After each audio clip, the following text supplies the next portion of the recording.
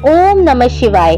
प्रिय दर्शकों, आप सभी का स्वागत है हमारे चैनल पर। पिछले अध्याय में हमने पढ़ा था श्री सौनक जी के कहने पर कैसे श्री सूत जी ने उनको शिव पुराण का वर्णन करके सुनाया कि सदा प्रेम पूर्वक शिव पुराण का श्रवण एवं विशेष पाठ करने से बहुत ही लाभदायक होता है।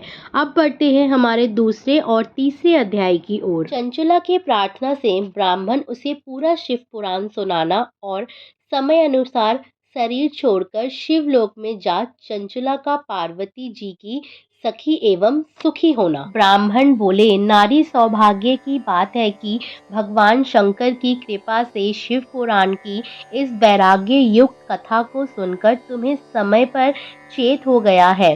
ब्राह्मण पत्नी, तुम डरो मत, भगवान शिव की शरण में जाओ।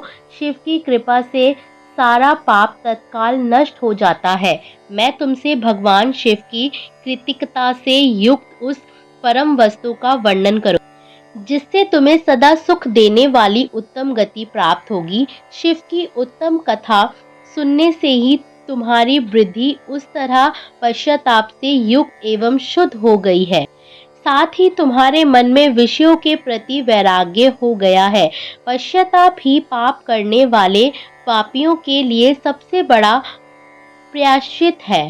सत्पुरुषों ने सबके लिए पश्चाताप को ही समस्त पापों का शोधक बताया है। पश्चाताप से ही पापी को शुद्ध होती है।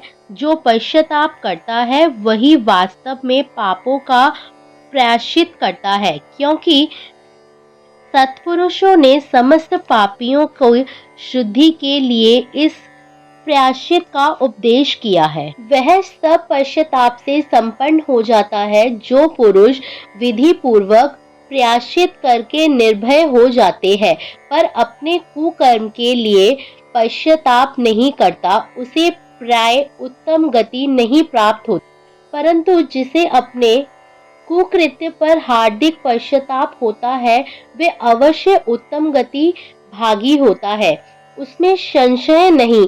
शिव पुराण की कथा सुनने से जैसे चित्त शुद्धि होती है वैसे ही दूसरे उपायों से नहीं होती। जैसे दंड साफ करने पर निर्मल हो जाता है, उसी प्रकार इस शिव पुराण की कथा से चित्त अत्यंत शुद्ध हो जाता है, इसमें संशय नहीं है। मनुष्य के शुद्धि चित्त में जगदम्बा पार्वती सहित भगवान शिव विराजमान है।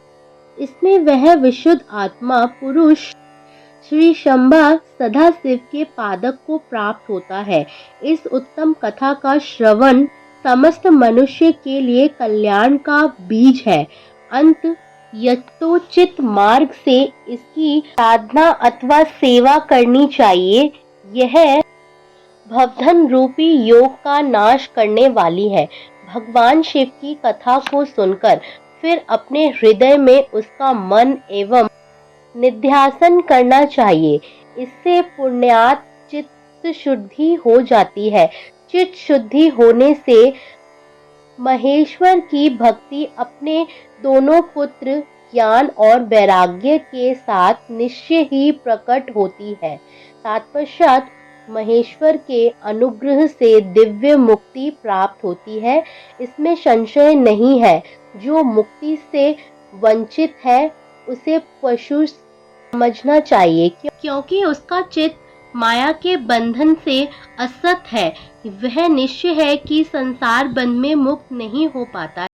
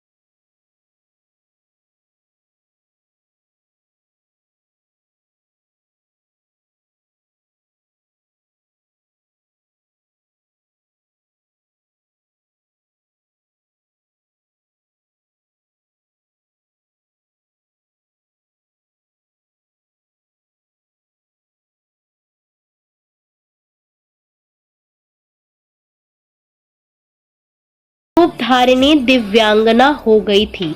उसके दिव्य अवयव उसकी शोभा बढ़ाते थे। मस्तक पर चंद्र का मुकुट धारण किए वह गौरांगी देवी शोभाशाली दिव्य आभूषण से विभूषित थी।